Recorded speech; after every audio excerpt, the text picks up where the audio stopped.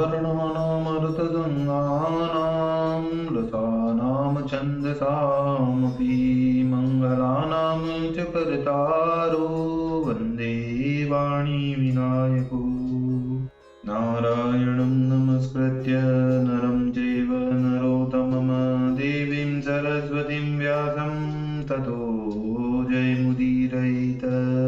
गुरुर्ब्रह्मा गुरुर्विष्णु गुरुर्देवो महेश्वर गुरुर्साक्षात् परब्रह्म तस्मै श्री गुरुवे नमः। बोले सियावर रामचंद्र भगवान की जय, राधा और कृष्ण कन्हैया लाल भगवान की जय, उमा महेश्वर भगवान की जय, गायत्री ब्रह्मदेव भगवान की जय, सदगुरुदेव भगवान की जय, माता पिता गुरुदेव की जय, समस्त भक्तगण भगवान की जय। ओम नमः पार्वती पतये हर हर महादेव।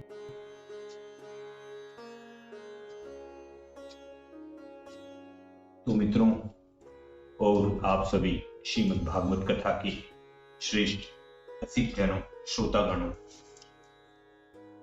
अब तक हमने श्रीमद् भागवत कथा की कथा को नियमित रूप से क्रमबद्ध रूप से श्रवण किया है, कीर्तन किया है, मनन किया है, भजन किया है। अब हम उसी क्रम में श्रीमद् भागवत कथा के 9वें स्कंद के 11वें अध्याय की ओर कथा को अग्रसर करेंगे। आप सभी श्रेष्ठ श्रोतागण रसिक जन भगवान श्री राधा वल्लभ कृष्ण कन्हैया लाल के श्री चरणों में दृढ़ भक्ति रखते हुए कथा का श्रवण करें, कीर्तन करें, मनन करें, भजन करें। बोलिए राधा व कृष्ण कन्हैया लाल भगवान की जय। तो कहते हैं 11 में श्री राम ने अवधपुरी में आन, यज्ञ किए भाइन सहित सो सब कहो बखान, सो सब कहो बखान। श्री सुखदेव जी महाराज कहते हैं कि हे राजा परीक्षित, इसके पीछे भगवान श्री रामचंद्र जी अपने आचार्य लोगों के साथ उत्तमोत्तम यज्ञ करके सर्वदेवमय परम देव जो आप हैं अपनी ही पूजा करने लगे। यज्ञ के अंत में श्री रामचंद्र जी ने होता को पश्चिम दिशा और ब्रह्मा जी को दक्षिण दिशा, अधर्व्यू को पूर्व दिशा और सामगान करने वालों को उत्तर दिशा दे दी। इन दिशाओं के बीच की जितनी भूमि थी इनको ब्राह्मण ही पाने योग्य हैं। यह विचार निस्पृह श्री रामचंद्र जी ने अवशेष पृथ्वी आचार्य को दे दी। इस प्रकार से दानी शिरोमणि श्री रामचंद्र जी ने जब सब दान कर दिया तब केवल उनके पास वसन भूषण बचे रहे और राजराजेश्वरी श्रीमती जानकी जी के पास भी केवल वसन भूषण ही रहे, अर्थात इसके अतिरिक्त श्री रामचंद्र जी ने सब कुछ दान कर दिया। परंतु ब्राह्मण देवता श्री रामचंद्र जी की ऐसी वत्सलता देखकर अत्यंत प्रसन्न हुए और उनकी स्तुति करके सब वस्तु श्री रामचंद्र जी को लौटा दी। देखिए यहाँ एक शंका आती है, जो वस्तु रामचंद्र जी ने ब्राह्मणों को दान कर दी थी वह वस्तु ब्राह्मणों ने लेकर कुछ दिन पीछे प्रीति सहित रामचंद्र जी को दे दी। तब रामचंद्र जी ने अपनी दान की हुई वस्तु ब्राह्मणों से क्यों ली? तो इसके उत्तर में कहते हैं कि ब्राह्मण लोग प्रसन्न होकर अपना प्रसाद तुलसी दल, फूल आदि लेकर तथा 3 लोक का सुख पर्यंत जब क्षत्रियों को देते हैं तब उसी समय क्षत्रिय लोग ब्राह्मणों को दिया हुआ प्रसाद प्रीति पूर्वक ले लेते हैं।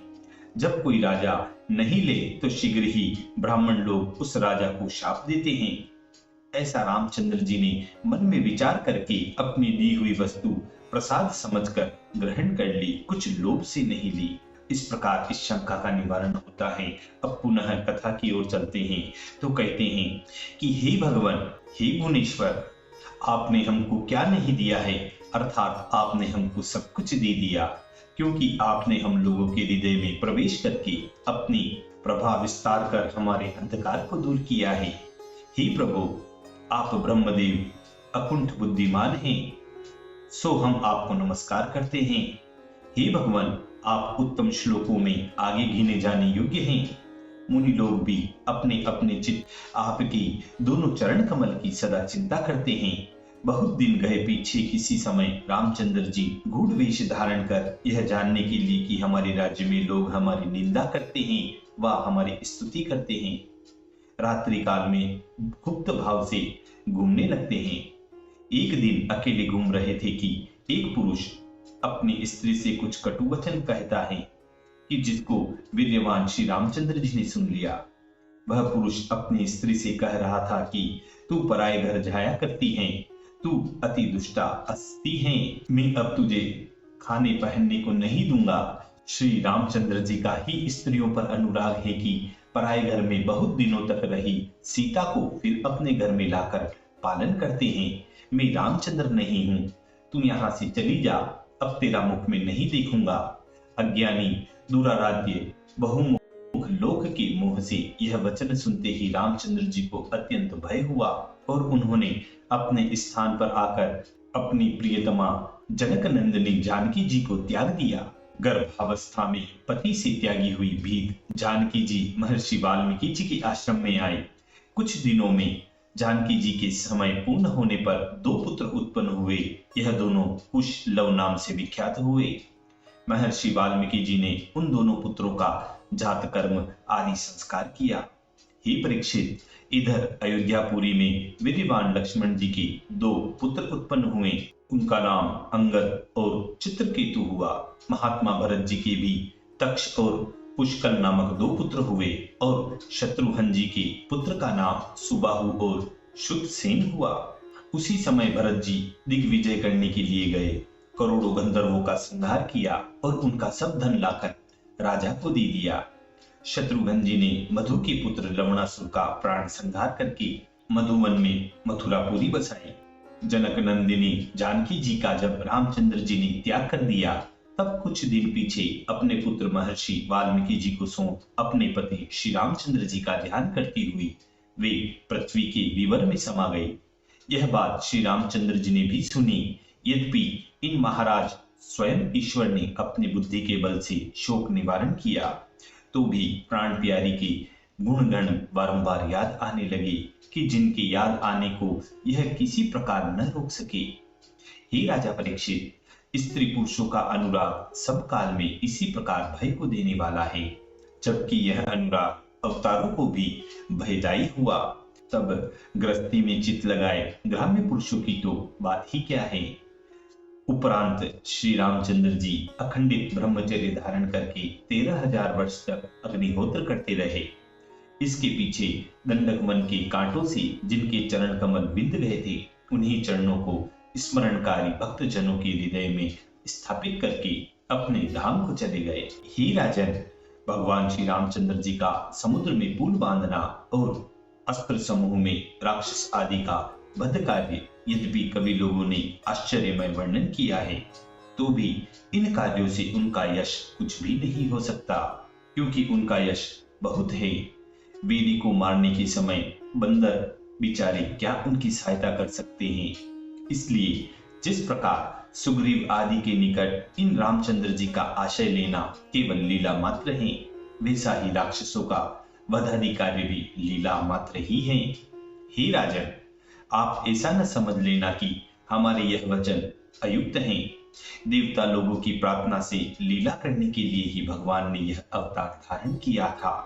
अहो, जिनका निर्मल यश दिग दिगंतर में व्याप्त होकर दिक्पाल हस्तियों का आच्छादन पट स्वरूप हुआ है, इसलिए अब तक जिनको युधिष्ठिर आदि नृपतियों की सभा में ऋषि लोग निरंतर गान करते हैं और जिनके चरण कमल देवता और नृपति लोगों से सेवित हैं, हम उन्हीं रामचंद्र जी की शरण में जाते हैं।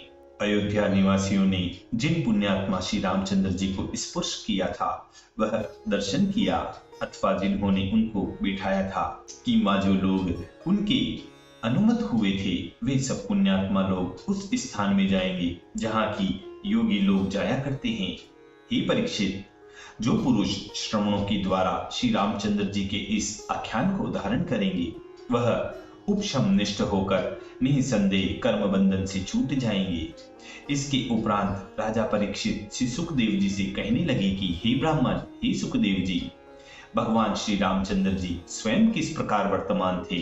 उन्होंने अपने भ्राताओं से जो कि उनके अंश रूपी थे, कैसा व्यवहार किया था, और जो साक्षात परमेश्वर रूप जो रामचंद्र जी थे, उनसे उनके भ्राता और प्रजा लोग कैसा व्यवहार करते थे। सूत जी बोले कि हे शौनक, इस प्रकार राजा परीक्षित का प्रश्न सुनकर व्यास पुत्र श्री सुखदेव जी कहने लगे कि हे राजा परीक्षित, त्रिभुवन के ईश्वर श्री रामचंद्र जी ने अयोध्या में आकर राज सिंहासन पर बैठने के पीछे अपने भ्राताओं को दिग्विजय करने के लिए आज्ञा दी। फिर अपनी जाति वाले लोगों के साथ बंधुत्व प्रकाशित कर अपने मित्रों के साथ निरंतर पुरी की देखभाल करने लगे। जब से श्री रामचंद्र जी का अभिषेक हुआ, तब से अयोध्यापुरी के सब मार्गों पर बराबर सुगंध का जल और हाथियों की मद का जल छिड़का जाता था। यह अयोध्यापुरी अपने स्वामी को प्राप्त होकर सब प्रकार से समृद्धि संपन्न हुई थी। वहां के महल पुर के द्वार पत्थर से बने हुए थे और द्वार पर जल से भरे हुए स्वर्ण के कलश सदा रखे हुए रहते थे। सर्व स्थानों में सदा ही पताका फहराती, गुच्छों के साथ सुपारियां, केला और शोभायमान वसन, पाट और कौतुक बनाने के योग्य वस्त्र, माला इत्यादि से स्थान स्थान में मंगल के तोरण बनाए हुए थे।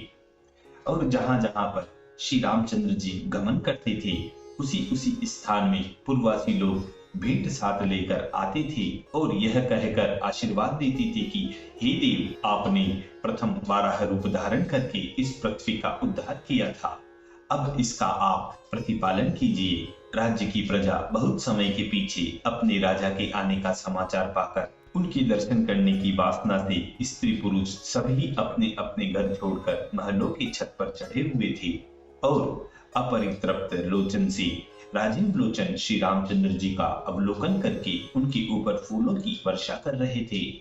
जिस समय श्री रामचंद्र जी ने अपने गृह में प्रवेश किया, उस समय श्री रामचंद्र जी का धनागार अत्यंत अखिल रत्नादि से परिपूर्ण और अनेकानेक महामूल्य की सामग्रियों से और सुशोभित हो रहा था। यद्यपि इस धनागार को पहले श्री रामचंद्र जी के संबंधी लोग भोग कर चुके थे, तो भी यह पूर्ण था। वहां की द्वारों की दहेलियां मूंगों की बनी हुई थी, थंब वैदुर्य मणि के बने हुए थे। ग्रहों के आंगन मरकतमय होने से अति स्वच्छ थे और स्फटिक मणि की बनी हुई बीतें अत्यंत दीप्तिमान हो रही थी। विचित्र पुष्पों के हारों से, श्रेष्ठ पट्टिकाओं से और वस्त्र व रत्नों की किरणों से यह भवन दीप्तिमान हो रहा था और चैतन्य तुल्य उज्ज्वल मुक्ता फलों से व कमनीय भोग साधन द्रव्य समूहों से यह भवन सब प्रकार से सुसज्जित था। सुगंधित धूप से सुगंधित, पुष्प मंडल से मंडित और सब अलंकारों के अलंकार स्वरूप देवताओं के समान स्त्री पुरुषों से यह भवन सेवित हो रहा था।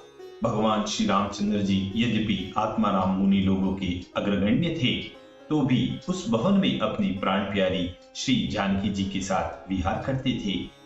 इन रामचंद्र जी ने बहुत वर्षों तक यथाकाल में सब अभिलक्षित भोगों का भोग किया था। उस समय सब मनुष्य श्री रामचंद्र जी की चरण कमलों का ध्यान करते थे। आत्माराम और धैर्यवानों में श्रेष्ठ श्री रामचंद्र जी ने कालानुसार धर्म को बिना पीड़ा दिए रमण किया था।